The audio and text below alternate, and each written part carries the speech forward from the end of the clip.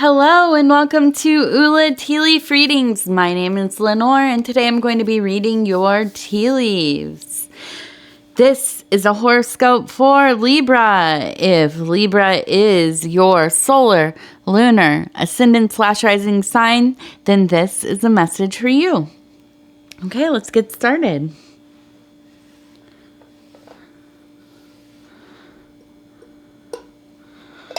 Okay, let's see what the tea leaves have in store for you, Libra.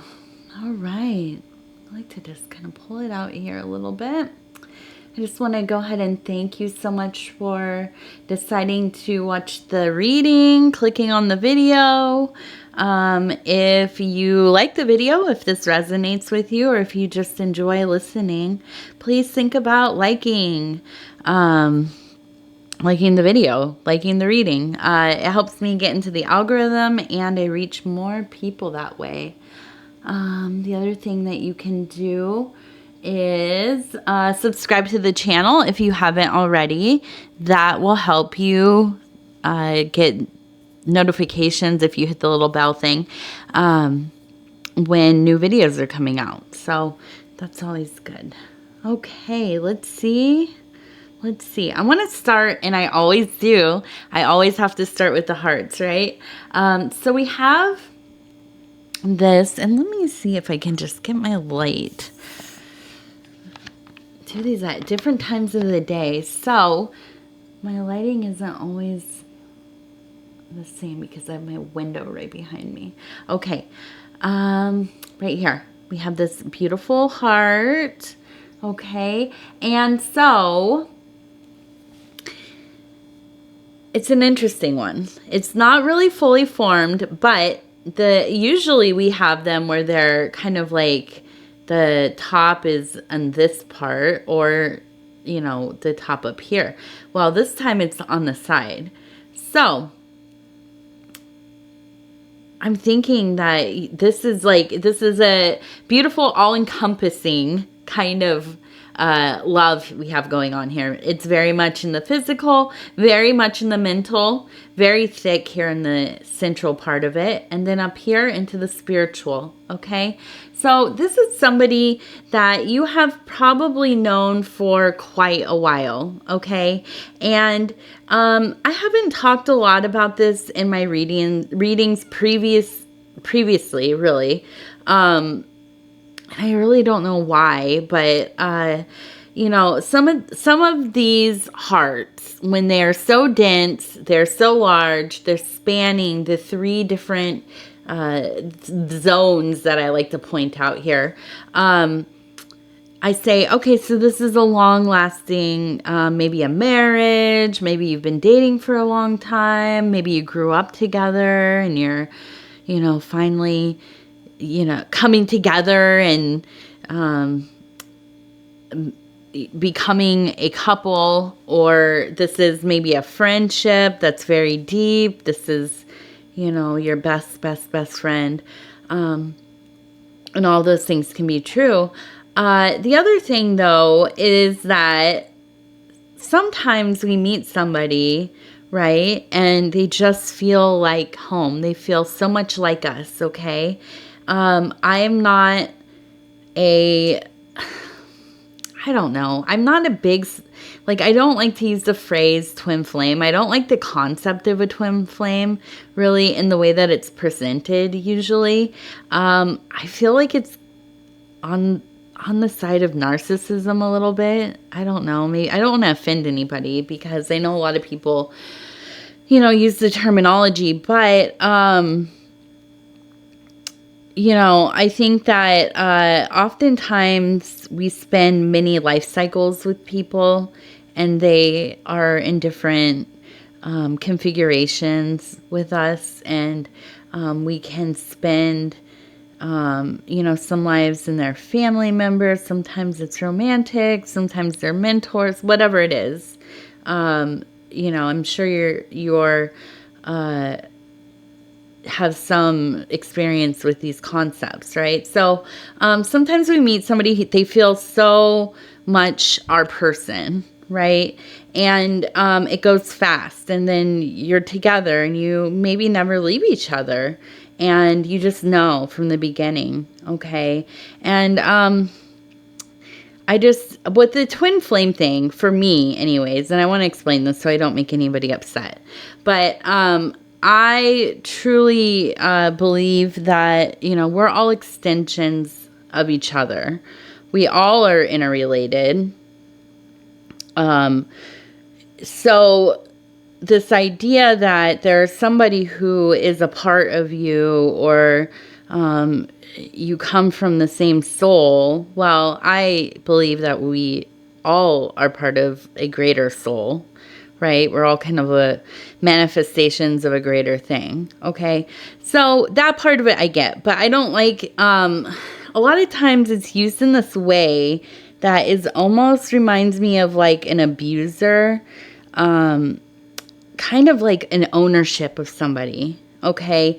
Like you want to own somebody's emotions, their thinking, how they live, aspects of their life that relate to you, and so on, because you perceive them to be the other half of you.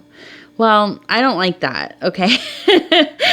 You know, I'm a bit of, I'm a bit of, I wouldn't say feminist necessarily, but I have a very strong sense of individuality. Okay, let's just say that. I don't want anybody taking ownership for anything to do with me, right? I'm my own person. And this is very much how I want my daughter to be raised, you know, with this this element of,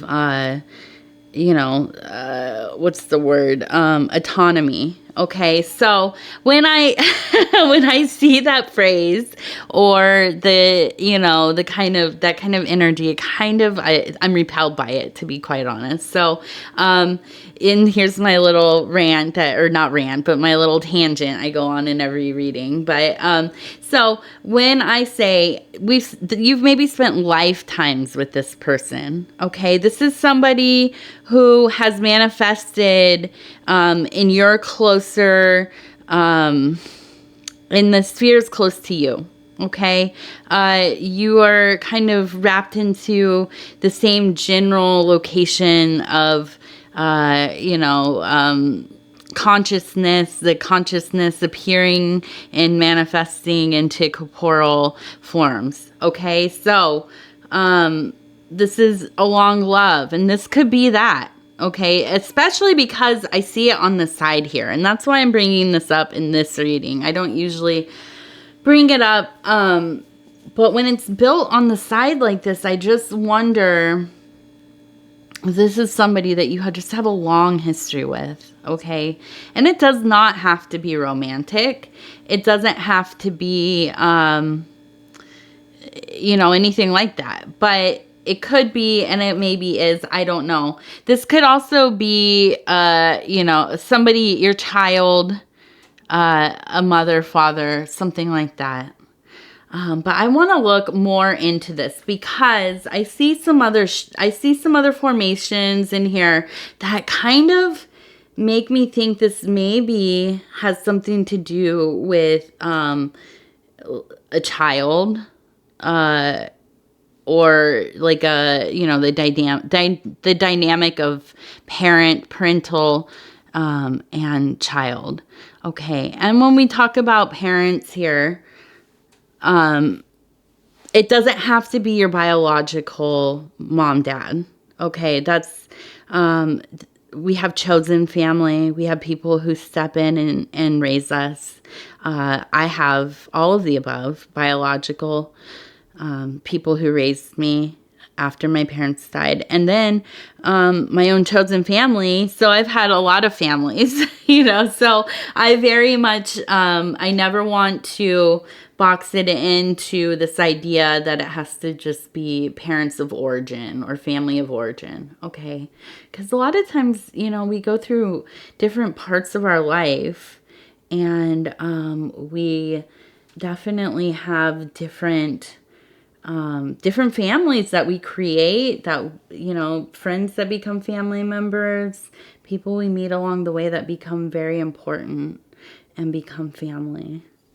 Okay, so I want to point out some of these other formations we have going on. Okay, so we have here this kind of goose, right? And then it has this little figure here. And then next to that, we have what looks like a figure holding this little, it looks like a little baby. Okay, the head and the little body and the hands are meeting the faces, they're facing each other. Okay, and so there's that one. And then there's this one here, which is a larger figure, and then this figure here. So, and yet another kind of child figure. Another one here, this one looks like it's kind of running or frolicking. There's the head, and then here's the little figure here. Another one. This one looks like somebody who's a little taller dancing and holding hands.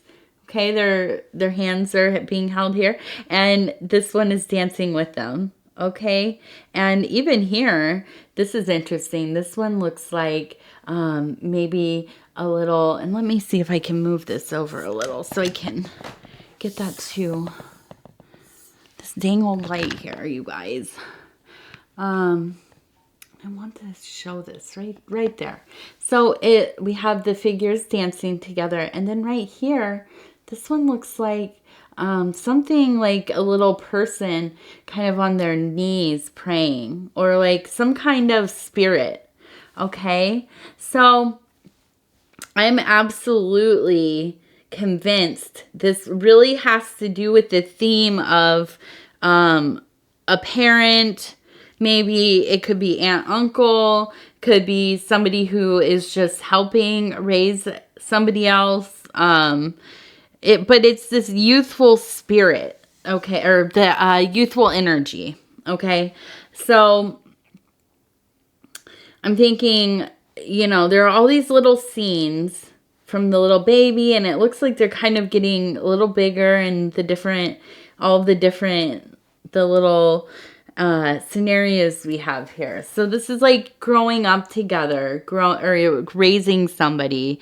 Maybe an older brother, sister raising one of their younger siblings. Okay, something like that. It's so important, and this is all over the whole bowl. So this is, I think, you know, at the top of your mind. Are you the person that has had a child? Have you raised your child? Are they grown up now? Are you thinking about all of those times before?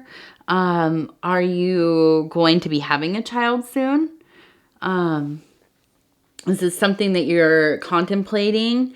You know, going over in your mind, these are the things you hope for. I don't know, but it's just, this is really, and I feel like almost with this little person here kind of blessing this beautiful dancing couple here, or the person with their smaller partner, child probably. I think that this is, you know, there's some kind of agreement universally that there is this great bond of love and manifestation, creation. I like the idea that we pick our lives before we manifest into them. I don't know that it's true. There's no evidence of it being true, right? Whatever true is or means. But I like the idea that we have some kind of control over our path, right? And so we pick the lives, maybe even the families that we come into for so many reasons that we don't remember, right? We're born and we have this amnesia from our childhood, our, you know, newborn years, and our infant years often, and sometimes deep into childhood. And so we don't know exactly why do we end up with the people we end up with, you know, and sometimes our situations are almost dire. They're hurt, they're painful, pain, loss, you know, neglect, abuse. And sometimes we grow up with the most wonderful people who protect us and honor us and teach us and, you know, we're very lucky and have more things than we could ever imagine or ask for. Okay, so it's hard to tell how or why do these things happen, but I do like the idea that we choose. Okay, and maybe I love my origin family, I really do, but you know, I had a hard childhood. To, you know, put it, I mean, to minimize it even. it was very hard. But you know, I have to think that because of the amount of self-work that I have had available to me and the drive to do that work, that hopefully you know, that's directly related to some of the stuff that went on when I was a kid. I don't know that I would be the same person, right? And I wouldn't have had to seek things within myself to figure out, like, how do I live? How do I become a wholer person? How do I break these cycles of you know, torment and abuse and illness and mental health issues and addiction and so on? How do I stop that, right? From being the story of my bloodline. And so I have to think maybe I did choose. And so I wonder, you know, are we really so much the architects of our own lives? I hope so, right? I mean, I'm as pessimistic as I can be. As I like to say, I'm pretty mercurial, pretty moody, but I'm also very Saturnine. Okay, I linger in melancholy more often than probably I should.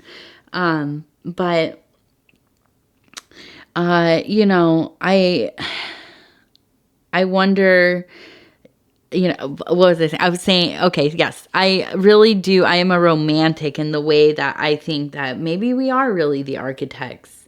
Maybe we do write our own stories deeply, deeply, deeply. Okay.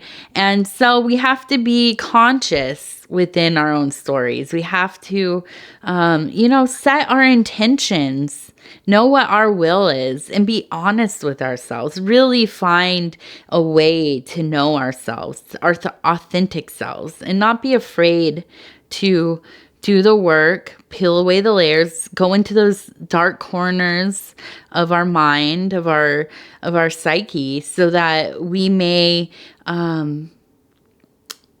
you know, really live as well as we can. Okay. And some of it is very challenging stuff. And, you know, some things we'll never figure out. And it will never feel okay. You know, especially if you've had, abuse in your life. And, you know, many of us have. That's something I've learned in life is that, my goodness, very few people go through life without having some kind of terrible, you know, and some people just never talk about it, and some people do, but we all struggle. We all have our struggles. And side note, this is why we try to treat each other well, because we've all had something. Okay. And we have to try to be empathetic and try to a little more understanding, a little more patient with one another, because we all have our things. And so anyways, you know, that's my thing, is just trying to make sense of some of it. And if I can think I had some part of this. Okay. I'm part of this story. I'm not just a witness. I'm not just an actor in it. You know, I am the architect of my own life. And you know, then some of it doesn't seem so senseless, I guess. Right? Okay, now I'm going on and on and on. We have this beautiful moon crescent here. And the moon, you know, is one of my favorite symbols, and obviously one of the favorite symbols of humanity going back to the dawn of time, right? And often related to the goddess or a goddess. There are quite a few different goddesses of the moon, but we look at the different tides and the different ebbs and flows and all of the, you know, different states of the moon, and our changing, constantly changing selves, our psyches. Often the moon is related to those darker corners I was talking about, okay? Sometimes almost to the brink of insanity or psychosis, the surreal, the absurd, the places where just, you know, we begin to not even recognize ourselves. But the moon sheds light on those things. The moon is the revealer of those things, those dark sides of self, the night side. Okay. And she does not forget us. She is there for us every night if we can see her or not. Right. And she guides us. And she is also synonymous with the huntress and the ocean and all of the creatures of the ocean, and sustenance.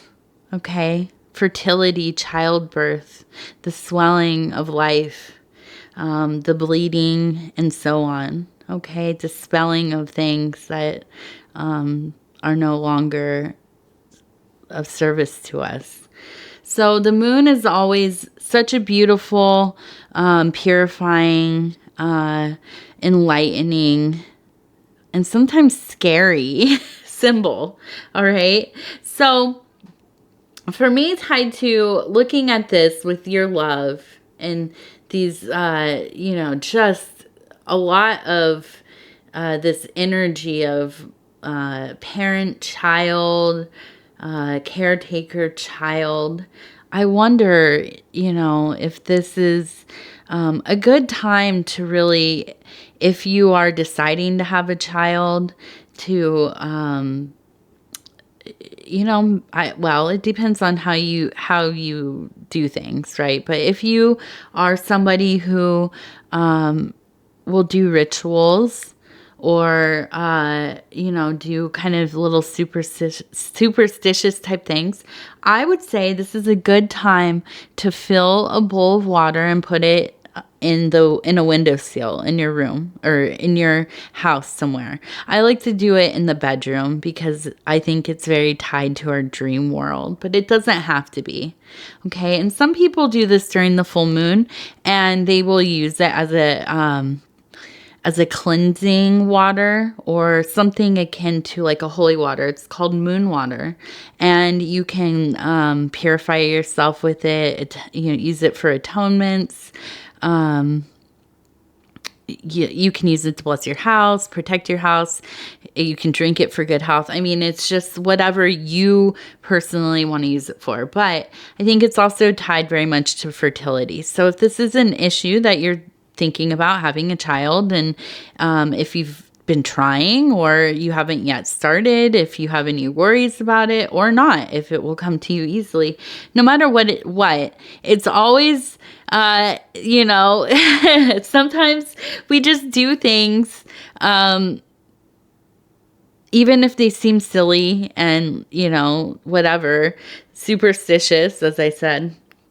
We do things because they're almost like placebos. But also maybe you believe that you're doing it in earnest, and I would be maybe more in that camp myself. The romantic, right? the dreamer. Putting out the moon water. Now, if you've had your children, or maybe you did not have children, maybe you just decided not to. Maybe this doesn't, maybe you've never wanted to have children. Okay. And I understand that. And of course, support everybody's decisions. Okay. Let me just say that straight out. I didn't ever think I was having a child. And then my husband and I got pregnant, and we both we didn't think we were going to be parents, and we did. So, our whole life changed in that way, as it does. But I very much support and covet and love the people who decide not to, and the people who do. I'm on both sides, I can understand both sides of it, definitely. So, I don't want to make everything about if you're having a kid or not, but, also, if you have a child or not, you're going to caretake for somebody at some point, usually. Almost all of us end up doing that. If that is a parent or, somebody who comes into our life or whatever, a partner maybe will get ill, or, there's so many situations where we end up having to, if it's short-term, long-term, whatever. Anyways, with the moon. Okay, let's get back to the moon, Lenor, before I forget what I'm doing. Okay, so if the children have been raised, if there are no children, if your kids are far away from home and you're missing them and thinking about those years that you're raising them, this same thing. I think that having this some kind of it could be a talisman, some kind of artwork, something to represent this moon and to represent this state of thinking, okay? Just to honor it.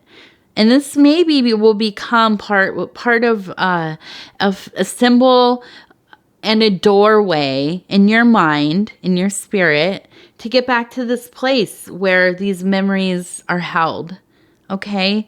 Because sometimes it feels like they fade away. They start to get further away from us.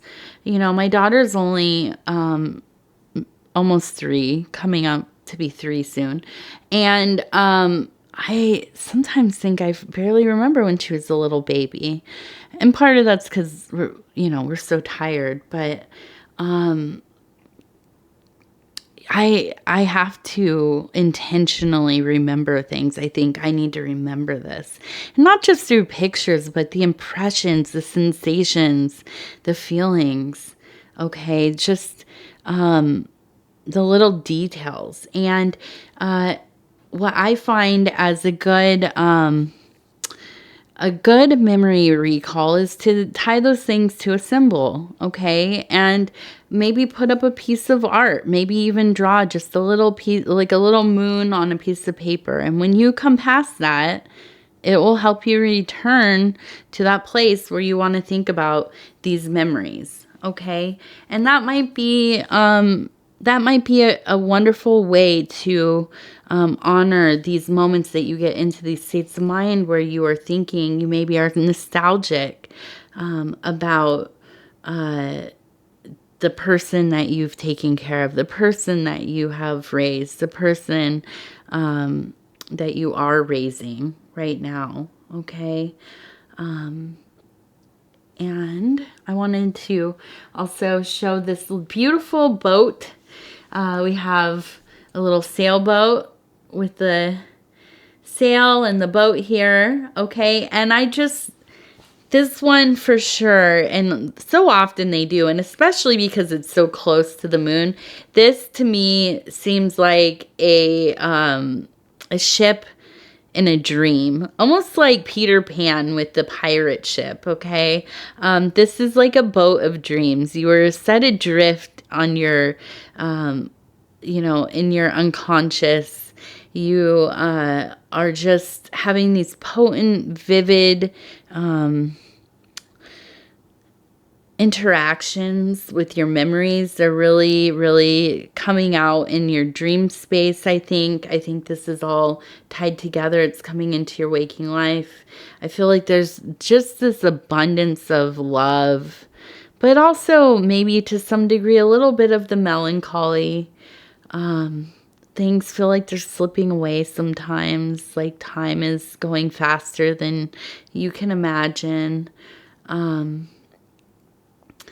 And, you know, especially if your children have moved away or you know, they have their own families now, you don't want to bother them. You're afraid to, you know, take up too much of their time.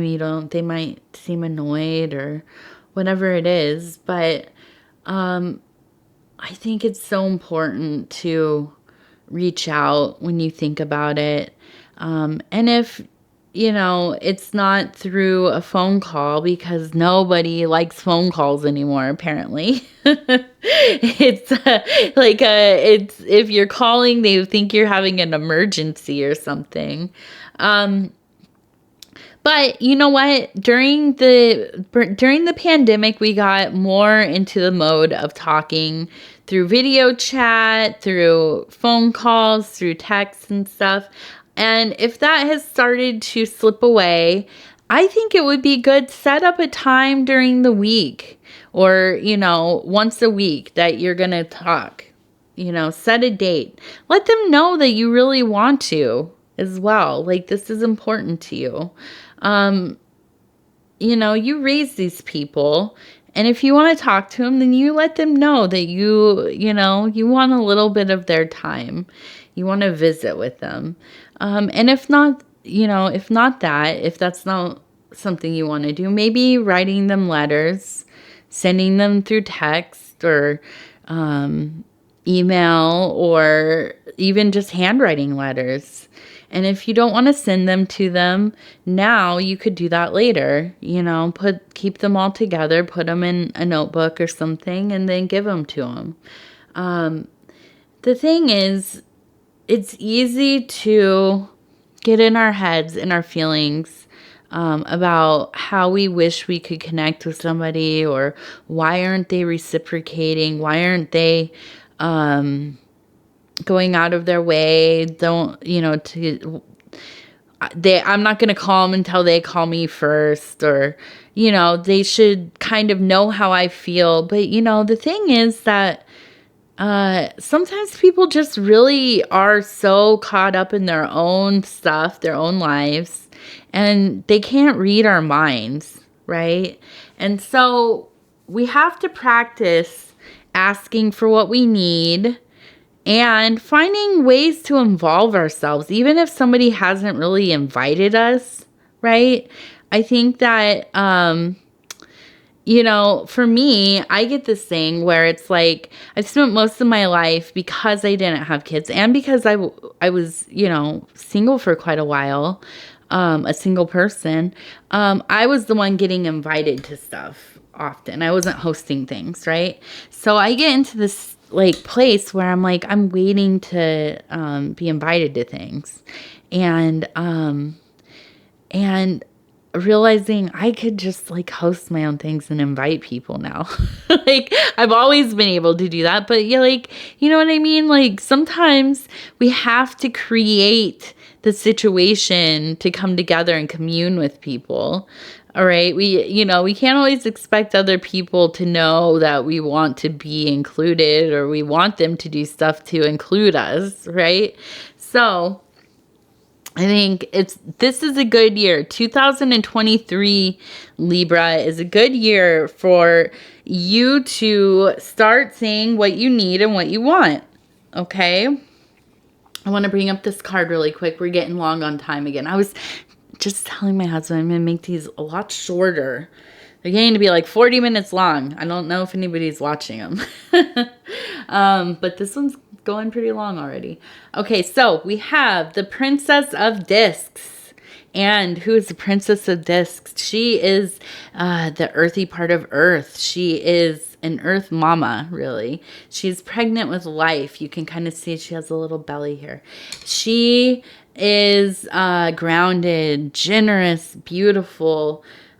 She has that glow, that glow that you get when you're pregnant and you have all those hormones and your hair and nails are nice and your skin looks good and all those things that happen, that people say happen anyways when you're pregnant.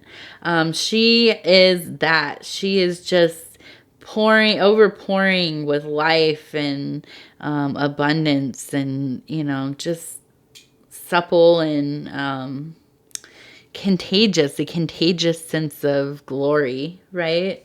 And we have the yin yang here, and this just perfect balance. Everything is in balance. Everything is, it's the vines growing crazily on all directions, and just beautiful. We have deep roots, this ancient forest. And I think that this is the whole energy of the bowl. It's just this beautiful paternal, maternal, doesn't matter really. It's just this flowing of life, right?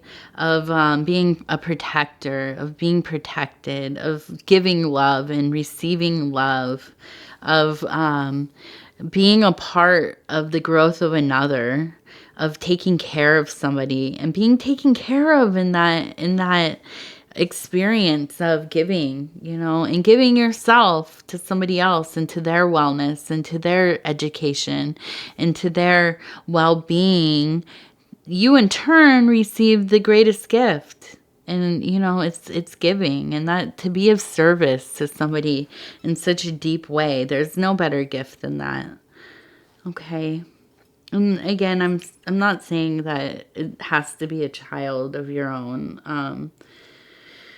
or, a biological child or anything like that, or a child at all. It could be somebody that you, feel that you have taken care of. Okay. And that could be your own parent or a neighbor or a spouse or anybody really. Okay, now let's see what we have going here. Okay, so I'm seeing this one. It looks like a V to me. It could be a Z, could be a V. Let's go with it's either a Z or a V. Most likely you probably, you could know like a Zachary maybe or a Zelda. But I would say most likely it would be a V name. So that's somebody to look for in your life right now.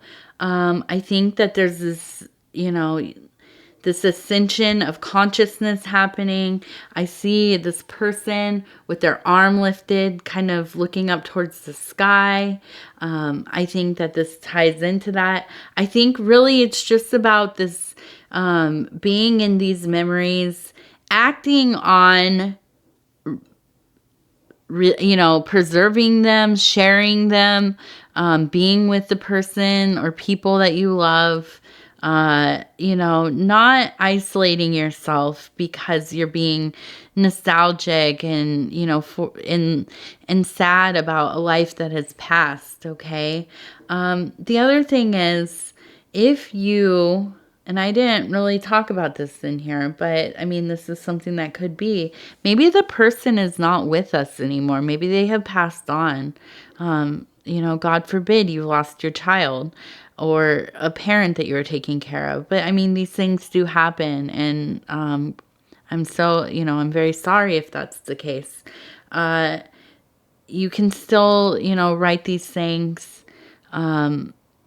give them to other family members or, I think a good thing too is volunteering time with people, especially people who are elderly or, I don't know, going to the hospitals and being a volunteer there or with animals if you prefer to be with animals.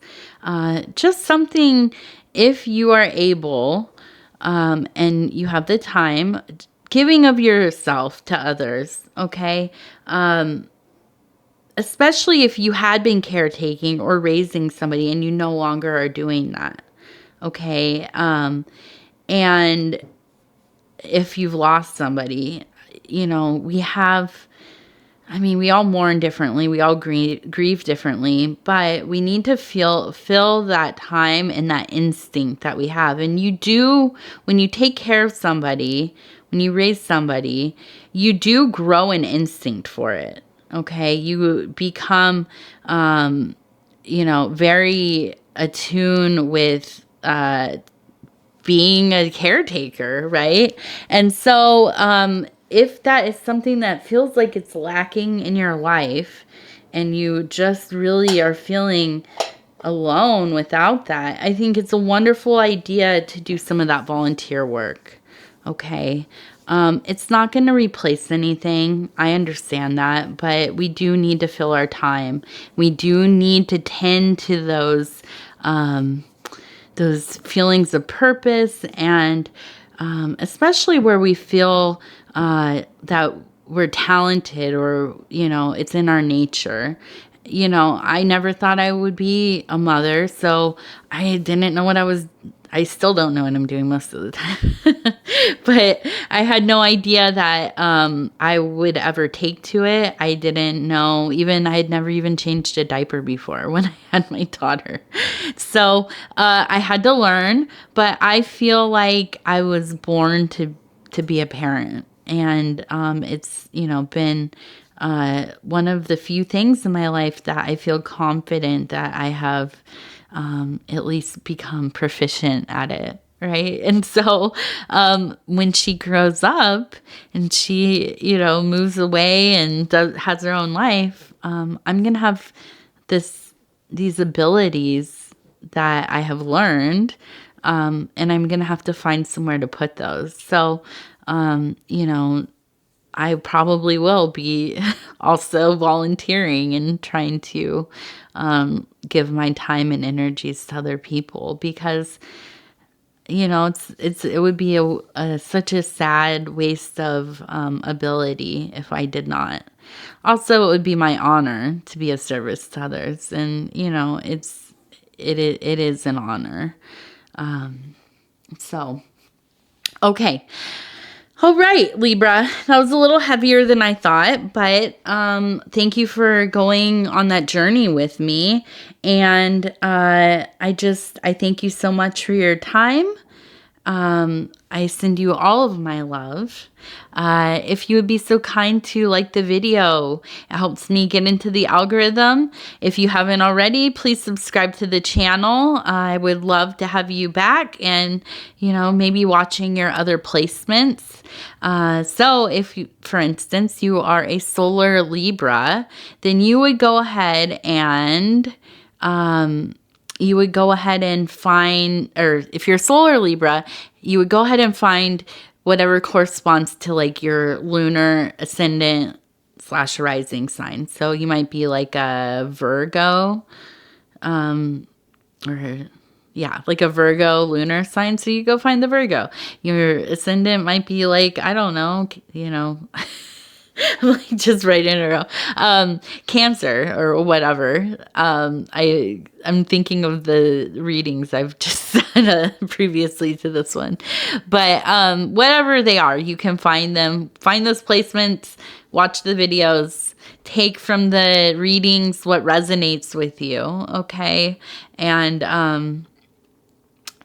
also, if you would leave me a comment, I've had some beautiful, wonderful comments in the last few days. And I'm so very, very thankful for all of you that do leave the comments. They really do make my day.